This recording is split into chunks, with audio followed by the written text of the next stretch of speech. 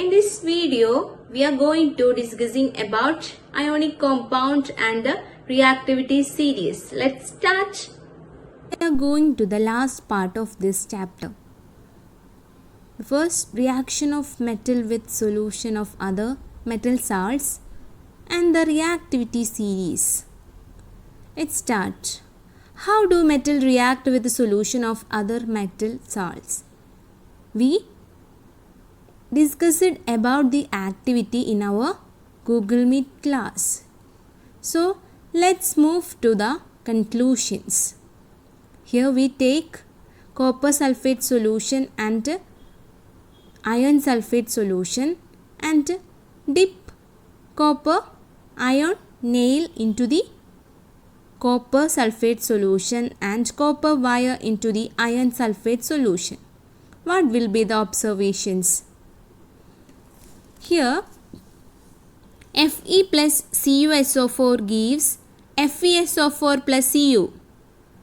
That is, reactive metals can displace less reactive metals from their compounds in solution or molten form. Here, Fe is the most reactive metal when compared to Cu.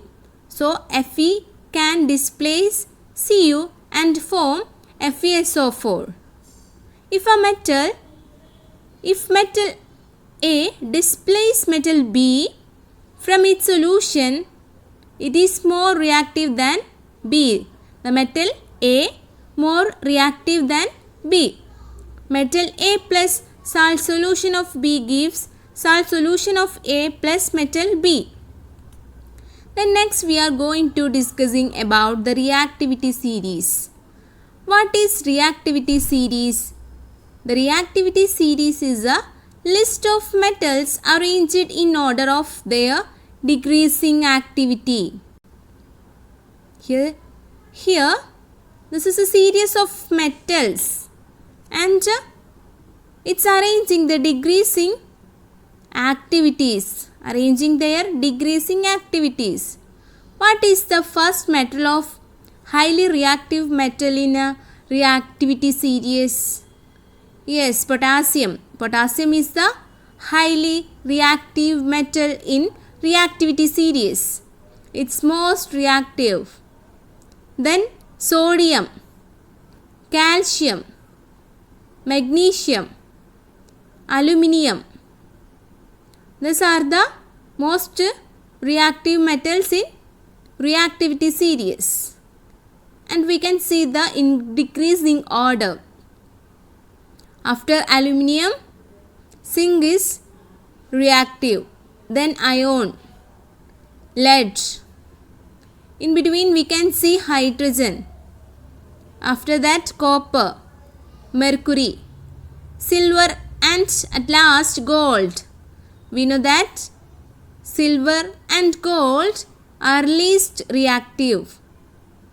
So, let's look the previous activity. We can understand that Fe is more reactive than Cu. So, Fe can displace Cu. Look at this reaction. Fe plus H2SO4.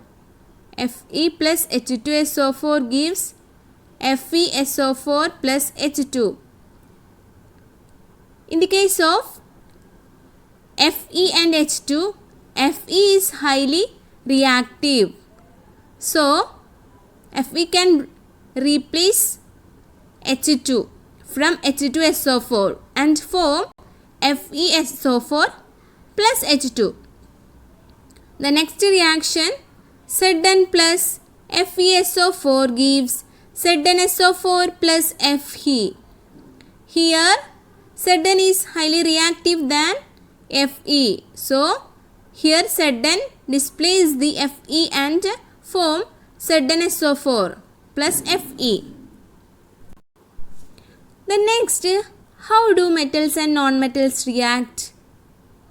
When the metal and non-metals react together, there will be formed ionic compounds. Sodium atom has one electron on its outermost shell and chlorine atom has 7 electrons in its outermost shell. So, sodium atom has to lose 1 electron to attain octet state, and chlorine atom required 1 more electron to complete its octet. So, it can form ionic compound called NaCl. So, bonds formed by the transfer of electrons from a metal to a non-metal are known as ionic compound, or it's also called electrocovalent compounds. The last topic, general properties of ionic compound. What are the general properties of ionic compound? The first one, physical nature.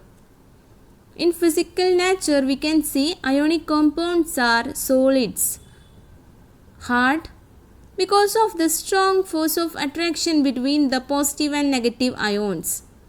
In between the positive and negative ions, there will be a strong positive attraction. So, it will be solid and hard. They are brittle and break into piece when pressure is applied. When we applied a pressure, we can break it. The next property, melting and boiling point. Ionic compounds have high melting and boiling points because a considerable amount of energy is required to break the strong inter-ionic attraction. That is, a high amount of energy is required to break the strong intermolecular attraction. So, ionic compounds have high melting and boiling points. Then next, solubility. Ionic compounds are generally soluble in water. We know that the NaCl will be soluble in water, but insoluble in kerosene and petrol. It will be insoluble in kerosene and petrol. Then next, conduction of electricity. A solution of an ionic compounds in water contain ions, which moves to opposite electron when electricity is passed through the solution.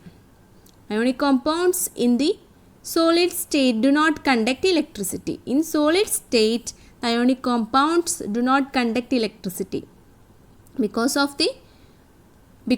movement of ions in solid state is not possible, but it will be conduct electricity in molten state. These are the general properties of ionic compounds. With this, the chapter is completed.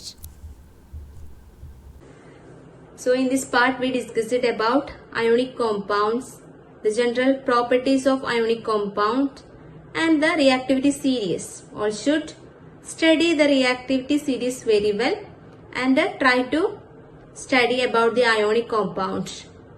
So all should read the textbook, write the notes and study well. Thank you.